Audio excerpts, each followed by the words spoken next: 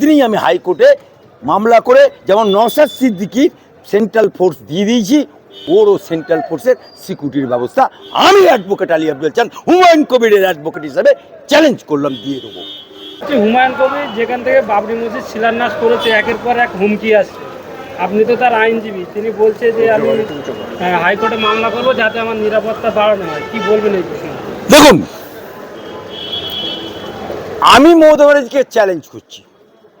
আমি মমতা বেগম, মমতা খালা, মমতা আপা, এখন তুমি মমতা বেগম, মমতা খালা বাদ দিয়ে হিন্দু ভোট টানার জন্য রাজ্য সরকারের টাকায় দীঘায় মন্দির করছে, আবার নিউ টাউনে মুসলমানদের মসজিদের জায়গা কেড়ে নিয়ে সেখানে দুর্গা মন্দির করছে।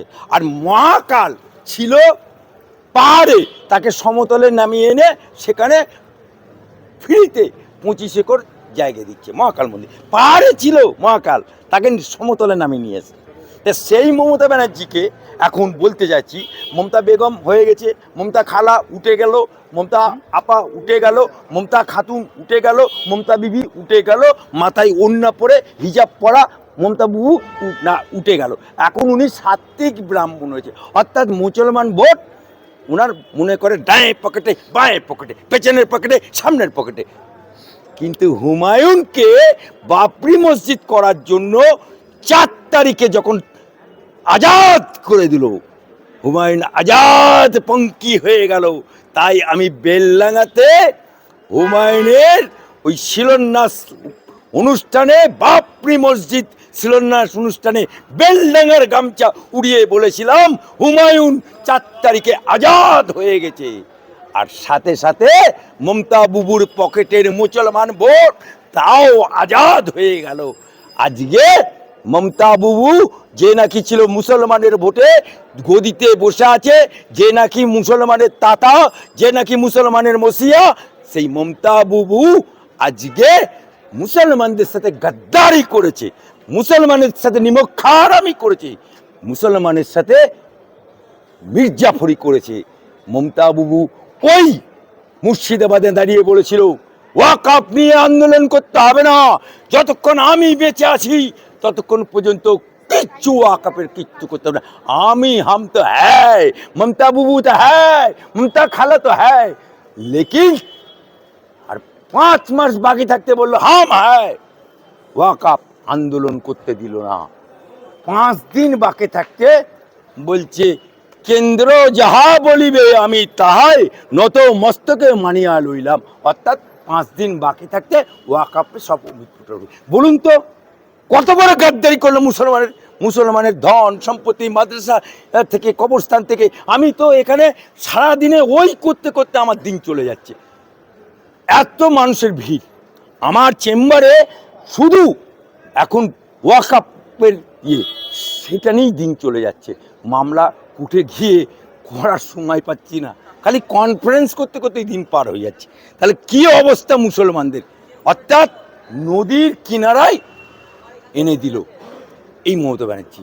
আজকে তামান্না খুন হলো এই মমতা ব্যানার্জির আমলে, অবায়া খুন হলো এই মমতা ব্যানার্জির আমলে, আনিস খান খুন হলো এই মমতা ব্যানার্জির আমলে। তাহলে ওয়াকফ আন্দোলন করতে দিল না। এসআর বললো আমি চিন্তা থাকতে হতে দেবো না, সেই এসআরকে মেনে নিল। আজকে 4 তারিখে হুমায়ুনকে আজাদ করে দিল। অর্থাৎ ঠিক 6 তারিখে শিলান্যাস, 4 তারিখে উনি বহরমপুরে যাবার আগেই উনি লোহে সে লোহে কাটতে নেই। তাই ফিরাদ হাকিমকে দিয়ে, ডায়ে ফিরাদ হাকিমের কে মুসলমান, বাঁয়ে কে মুসলমান, মাঝখানে কে ফিরাদ হাকিমকে দিয়ে ওনাকে তালাক তালাক তালাক, হুমায়ুন কবিরের সাথে নিকা ভঙ্গ হয়ে গেল। অর্থাৎ আজীবন সাসপেন্ড করে দিল। এতে সারা মুসলমান, বাংলার মুসলমান দেখিয়ে দিয়েছে 6 তারিখে, বাংলার মুসলমান দেখিয়ে দিয়েছে 6 তারিখে বেলডাঙাতে।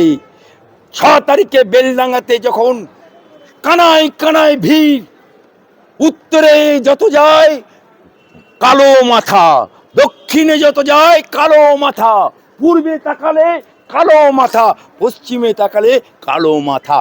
ডাক্তার হুমায়ুন কবির। বক্তব্য রাখবে কে? অ্যাডভোকেট আলী আব্দুল চাঁদ। কানায় কানায় লক্ষ লক্ষ মানুষের ভিড়। আর সেই 6 তারিখে মমতা ব্যানার্জির সংহতি দিবস থাকবে। তোমার দেখা নাই রে, তোমার দেখা নাই। মমতার সংহতি দিবসে লোক নাই রে, লোক। কারণ মমতা বাবুর ব্রিগেড ভরাবে কে? মুসলমান। বোম মারবে কে? মুসলমান। রানী রাসমণি ভরাবে কে? মুসলমান। ভোট লুট করবে কে? মুসলমান। বোম মারবে কে? মুসলমান। আর ডিম খাবে কে? মমতা ব্যানার্জি। ডিম খাবে কে? অভিষেক ব্যানার্জি। এই যে মমতা ব্যানার্জি মুসলমানদেরকে দুধেল গাই, ওর কথা দুধেল গাই মনে করে আজকে মুসলমান ভোটকে হাতিয়ার করে এগোচ্ছিল। আজকে মুসলমান ভোটরা দেখিয়ে দিয়েছে 6 তারিখে টেলার হয়েছে। 26 সাল আনে দিজিয়ে, পিকচার আবি বাকি হয়। এখন মুসলমানদের মুখ, সারা বাংলার মুসলমানের মুখ একটাই নাম, তার নাম হচ্ছে হুমায়ুন কবির।